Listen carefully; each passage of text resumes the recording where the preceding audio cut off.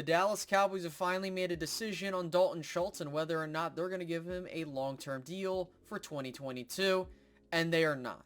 The Cowboys did not extend an offer that was worthy of getting signed by Dalton Schultz and his representation, so here we are contemplating what's going to happen going forward. Let's go ahead and get into it.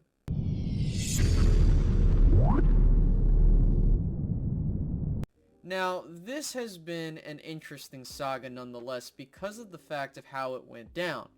To start things off, the Cowboys franchise tagged Dalton Schultz at the beginning of the free agency period for 2022, and then Dalton Schultz elected to sign it, pretty much giving up all leverage in the entire situation. As a result, with any other deal, the Cowboys did not budge and they did not give him a long-term deal. Now, does that mean that the Cowboys don't want Dalton Schultz back? Of course not. The Cowboys, of course, would love to have Dalton Schultz back. The problem is they want him to sign on their terms, not the market value. For anybody that's been watching the Cowboys, they do this all the time. A player comes up for a contract. Rather than them being proactive and bringing back a player that they want, they are reactive, and as a result, you get the mess that you've been in with Schultz, Dak, DeMarcus Lawrence, and plenty of other players. There has been rumors circulating that the Dallas Cowboys might franchise tag Dalton Schultz for a second year, which makes no sense whatsoever.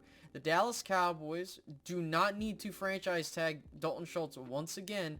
If you do not, I repeat, if you do not believe that you do not want to give Dalton Schultz a long-term deal, then let him go. I'm sick and tired of this team trying to do these things. Now, this is not me hating on Dalton Schultz. I'm not saying he's a bad player by any stretch of the imagination. The thing that comes down to it, and some people will think I'm being picky with this, but every position has different value. Quarterbacks have a higher value than running backs, as offensive linemen have a different value than tight ends and all these other types of positions, right? With that being said, tight end is something that could be easily replaceable. And that's not to say that, you're going to get a Travis Kelce-like talent in the draft. Of course not. That's not a given. And on top of that, the fact is all you need is decent of amount of talent at your tight end spot to get the job done. You don't need a difference maker. It's awesome if you got one, but you don't need it. I don't know what's this idea that Dalton Schultz is a, elite tight end. I think he's a good tight end that has, the potential to be great, but the problem is that the small sample size doesn't help. And especially if you go back and look at the film, Dalton Schultz got a lot of catches due to the fact of how teams were playing the Cowboys. Now, that's more so on the offense and your quarterback giving it to whoever he's got to throw to. But again, you can't control it depending on how the game goes. I will say this, Dalton Schultz is a great vertical threat when it comes to being able to stretch the field a little bit, but he is not a difference maker of a weapon. There's a difference in that.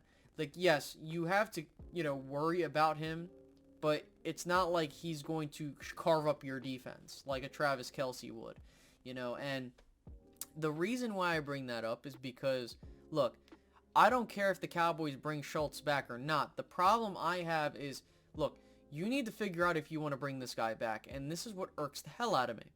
You had a year where you had a tight end class that was extremely deep, and you could have easily moved on from Dalton Schultz this year if you elected to. You paid the wrong guy in Blake Jarwin, and it's not Jarwin's fault that he got the money. That happens. And on top of that, not his fault he got hurt. Stuff happens there too. But the main thing that we could take away with this Dalton Schultz situation is this. The Dallas Cowboys, in a year where if you are trying to replace your tight end, elected to franchise tag him, and just basically said, you know what, we want to keep you, and then proceeded to possibly draft his replacement. Jake Ferguson is a solid tight end, and if he grows into his mold in the NFL, he can definitely be as good as Dalton Schultz. That's how I feel on the guy. Now, here's where I personally think things will go wrong. The Dallas Cowboys did not pay him, and as a result, the market will continue to go up. Right now, his market value is around $15 million. And you had to tell me, is a tight end of that caliber of Dalton Schultz worth $15 million? So, market tells you, yes, you got to pay him that, and I completely understand that. That's everything I've said. I've said this about Dak Prescott. I've said this about DeMarcus Lawrence. It's just how the market dictates the value of the player at the position. That's how it works in the NFL. The biggest thing, too, is that the Cowboys are very reactive when it comes to contracts. My main thing is that, too, if you are very, set on a player, being signed and you want him around, then sign him. There is no advantage to wait. What, you're going to hope that the guy fails so you don't have to pay him? Like, come on, man. And this is why I have such a problem with the Jones family and how they run the team. It's this inability to get the player signed before the deadline, especially when you talk highly of a player that you want to keep.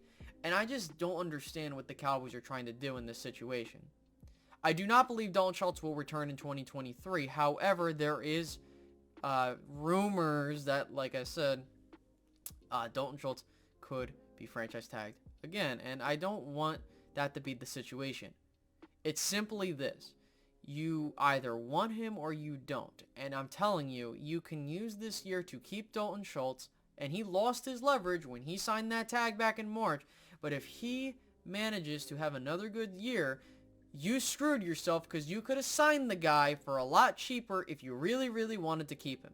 I really hope Dalton Schultz gets paid. We'll see where the money comes from. But the Dallas Cowboys have to make a decision. I personally think you could have moved on from him this year, but now you are pretty much putting yourself in that position where you want to keep him. Make up your mind. Do you want your offense to have a good tight end, a great wide receiver, and a good wide receiver and some other guys? Or, what are you going to do? You need to figure out how you're building this team. If you're going to get through this little soft rebuild you're going on, these are decisions that make or break the teams. So, I don't want to go on forever, but I will finish with this. The Dallas Cowboys have to decide whether or not they want a tight end to keep, right? This also applies to any of the other guys that they have tried to sign and going forward. Trevon Diggs will be the next guy up along with CeeDee Lamb. Will they hold out? We will see in 2023, but they cannot afford to fall into this trap again. If you want to keep other players, sign them, extend them, and lower their cap hit, Mr. Cap Boy. So keep in mind, as we go further along into this season, the Dallas Cowboys will try every way to not give a player money, even though they claim that they want to give that player that kind of money. I don't know. It's just the Cowboy way, as Stephen Jones likes to coin it. But there were a couple signings that I really don't give a damn because they're just kind of filler signings, so I'm not going to talk about them. But with that all being said, I hope you guys enjoyed this content. Make sure to leave a like and subscribe if you're new. Hit the notification bell and leave a comment how you feel. And I'll catch you guys in the next one. Have a great rest of your day, guys. Goodbye.